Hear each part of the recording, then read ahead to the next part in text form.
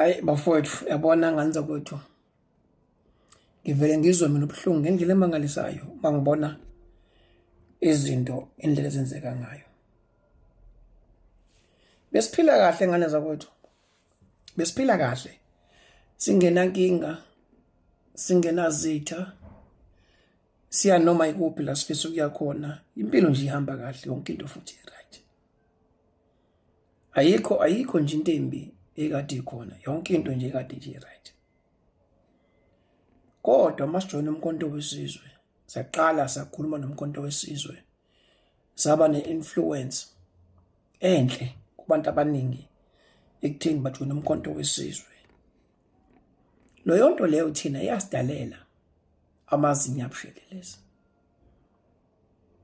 Even naphakathi kumkhonto wesizwe yasidalela futhi amazinyo abushelelezi.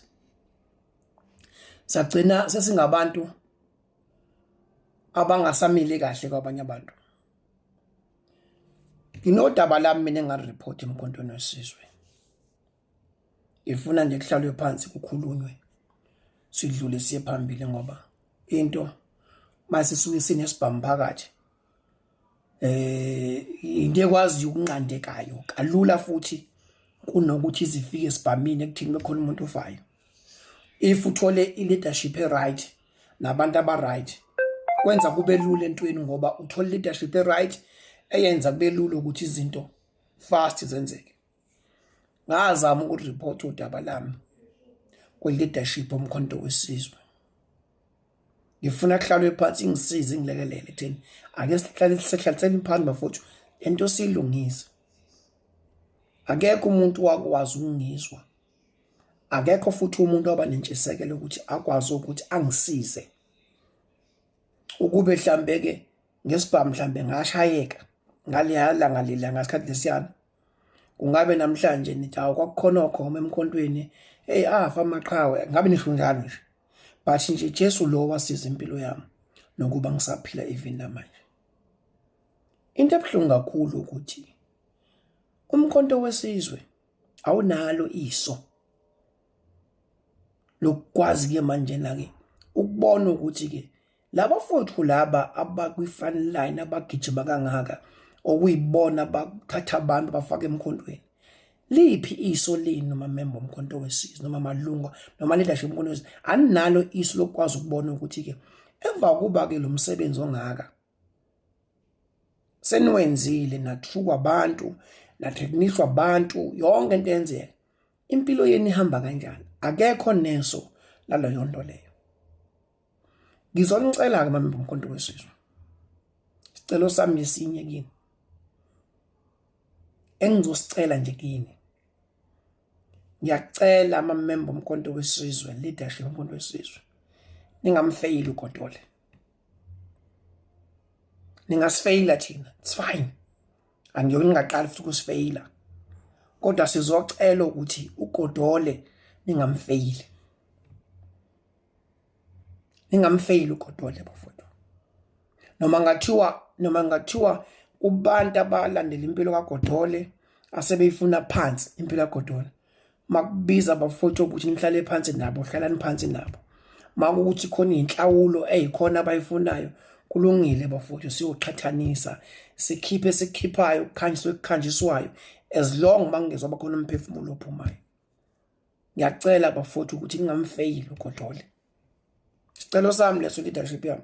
Ngiyazi ukuthi ngiyafeyila kakhulu futhi ngiyazi ukuthi ngiyasifeyila. Thina sisenendaba thina. Kodwa ke ngicabangele umvulo.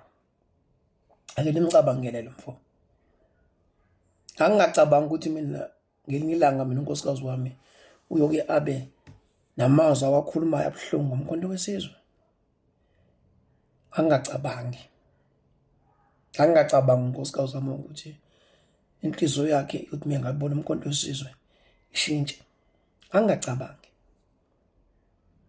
Sasingafunanga into eningi kakhona. Kodwa kube nasilalela mhlambe. Sinesho mhlambe ukuthi ngabe mhlambe sajabula kakhulu ukuthi umkhonto esikuwo siyawugijimela. Uma sesigijima sesihlangana nenkinga phezulu. umkhonto wethu uyakhona ukungenelela, uyakhona ukusiza siqhubeke sigijima. Kodwa umkhonto wethu mina ngawubona mina ukuthi siyagijima mase kukhona inkinga phambili, awunendaba umkhonto wesizwe, noma ngifufe awunendaba umkhonto wesizwe. But isicelo sami sinye, ngiyacela leadership umkhonto wesizwe ningamfeyili mfowethu uGodole. Isicelo sami nje leso, isicelo sami nje leso, ningamfeyili mfowethu uGodole. Vele thina kade nasifeyila, mina ayikho into engendaba nani kuyo mina, ngoba vele ninjena nje kumina. So ngiyacela kodwa ukuthi uGodole ningamfeyili yena, ngiyacela. Enzelani thina-ke manje na-ke, ningamfeyili umfowethu uGodole.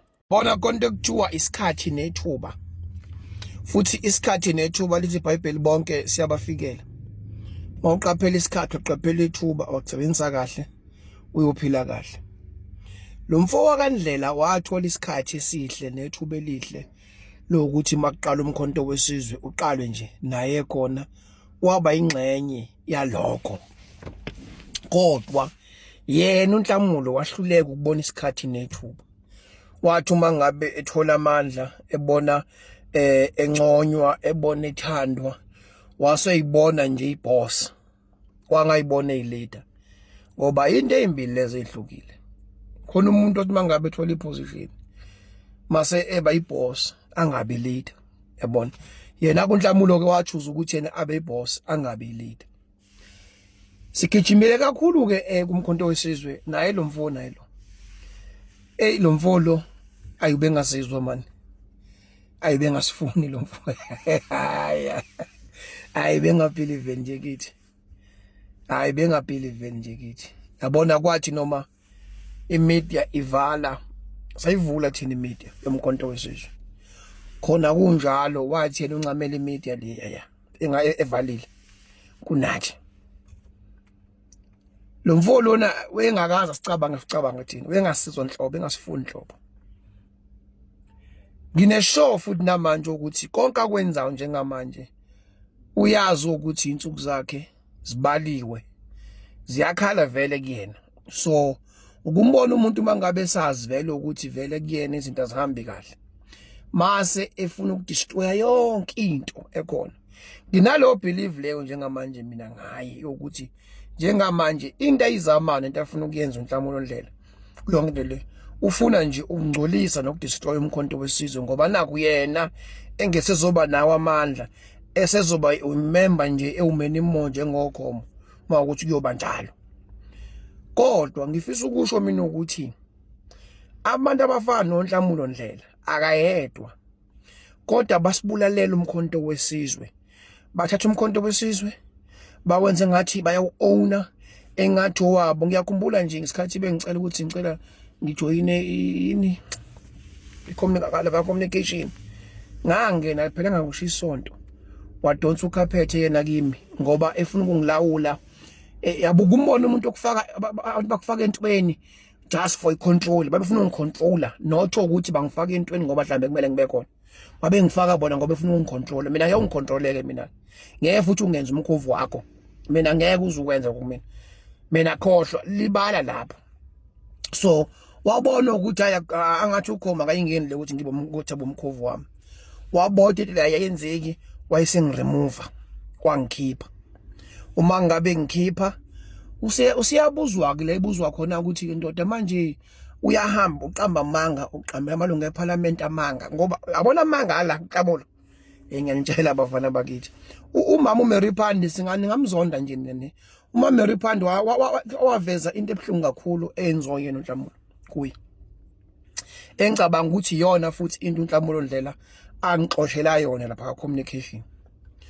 Umama Mary Phandi waveza ukuthi uNhlamulo Ndlela uhamba kwemedia, wahamba oqamba amanga. Nginomama mina ongizalayo mina oshawa istroke, true ukuzwa le nto liyana, washawa istroke umama wami. uNhlamulo Ndlela bekade engivimba, khomo ungambizi ngamlate uMary Phandi ngamle, kanti usaba lento ukuthi uyena umuntu wahamba ukukhuluma amanga lapha kwimedia, ekhuluma into ezamanga. Ngoba unamanga lo mfo, lo mfo unamanga bafowethu, unamanga. ayinge unamanga kakhulu futhi nje umkhonto wesizwe engeke ngiyibuze ukuthi mina umgcineleni yini lento oyibonayo kulomfo ngoba unamanga ngeke uyiphathe organization ngamanga ngeke futhi ulide ngamanga so nje unhlamulo ndlela abafowethu nje ayingeke bafana bakithi ningani ngamgcina nje phela man leadership omkhonto wesizwe kodwa lo mfo nje lo ayihlulekile hlulekile vele ufundile nesinani usengawathola amathuba emisebenzi emihle emisebenzi ahamba usebenze ngasebenza khona labafowethu laba basibulalela umkhonto wesizwe bawuqedile umkhonto wesizwe sila sikhona namhlanje nje yibo Angibonge bafowethu ungikhathalela kwenu ngiyabona ngenze leya video enomfowethu uGodole abanye bathi ke emva kokwenza leya video ngisafe kangakanani cha ngisafe mina ngoba phela uGodole hayi ukuthi mhlambe khona into angitshene yona ethinta amagama abantu no ungitshene nje ngobuhlungu bakhe bempilo kusukela angena waqoka izikipa zepolitiki iloko nje kuphela ngitshene kona wangichazela nje ngobuhlungu abuzwayo empilweni yakhe nezinto ke abhekana nazo njengomuntu osekhulile futhi osenama responsibility futhi uyabona hayi ukuthi mhlambe ngitshene amagama abantu ayizitha nabo akanasithi uGodole angasibiza ngegama mhlambe ngathi ungitshene sona ngokuthi impilo yami isafe uma ngithi mina ungitshene konke bengisho ukuthi ungitshene bonke ubuhlungu adlula kubona empilweni yakhe yabona ke abantu abanomqondo osile akekho umuntu osengathatha mina njengomuntu okumele ukuthi amshaye emshayela ukuthi ngitshenwe umuntu osebuhlungwini ukuthi mfowethu angikho right ngibhlungu hayi ngabe phela nalowo umuntu ngasile nje vele ekhanda yabona cha akho magama abantu engiwashilo akho magama abantu engitshenwe wona kuphela umfowethu ungitshenile ukuthi akumnandi empilweni akumnandi futhi emphefumulweni wakhe kulungile ke manje ngizoshayelwa lokho ke ngokuthi ngisuke ngakhulumela umfowethu kahle futhi ebengikwenza bengimkhulumela ukuthi emva komsebenzi ongaka wenzile akanakwe akasizakale umezizwa esenkingeni iloko nje kuphela kulungile ke manje ukuthi ngenzile icala cha ngiyaxolisa bafowethu kodwa ke hayi ukuthi mhlambe nginamagama abantu noma ngine information ebucayi cha angine information ebucayi ngani zakwethu mhlawumbe akuzwakalanga kahle cha futhi nje naye umfowethu akangitshenanga amagama abantu ngiyakusho lokho akangitshenanga amagama abantu. Hello Mzansi, welcome to Mgosi waseMzansi. Guys, yathi inhlangano le besibona ngazuthi ngiyenhlangano le right MK seems like kunetinkinga kuma members ayo and some of them they are even regretting kuyivotela kuyithanza kwayo lokungaka iMK. It seems like there's a lot of things letendekalako laphana ku MK party. Siyabona kulamalanga my members akhona they are exposing each other, exposing kwayona iMK, and I'm just sitting here thinking ukuthi hibo maybe ba right yathi mabathi nje asiphumeni kuma politiki mphetho onge lama political party. Hey bo, shobile guys, please do comment what you think below down on the comment section. Don't forget to hit the notification bell. I'll see you on the next one. I'm signing out. Goodbye.